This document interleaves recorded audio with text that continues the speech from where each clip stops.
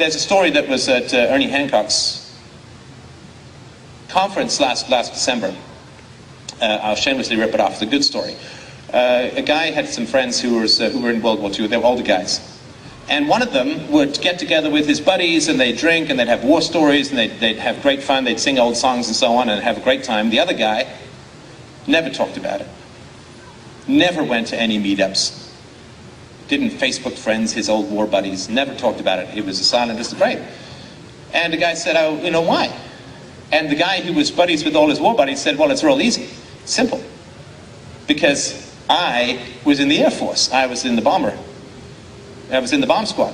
So for me, you know, I'm flying over Germany or wherever the hell they were, and I'm pushing a button and bombs are going down, and all I see around me, the airplane, little puffs of smoke from the anti-aircraft guns. All I see are little puffs of smoke. That's all I see. That's the war to me. Bombs disappear into a cloud, a couple little flashes, puffs of smoke, I go home. It's a little scary, but it's not gory. Whereas this other guy, he was in the infantry, right?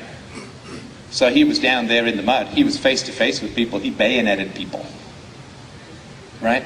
He knows the feeling of bone on metal. And that's a whole different planet. And oftentimes we talk about the state like it's little puffs of smoke. And people who want the state to do stuff, all they see are these little puffs of smoke. I think it'd be great to get rid of drugs.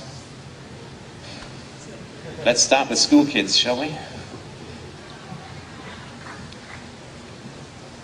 And so it's easy when you talk about the state doing stuff to imagine that, you know, just stuff's going to happen out there, over there. But when people ask the state to do stuff, they're very clearly saying that you must be thrown in jail if you disagree with me, and if you resist those who want to throw you in jail, you will be gunned down like a rabid dog. That is the bald reality, the naked gun of state power.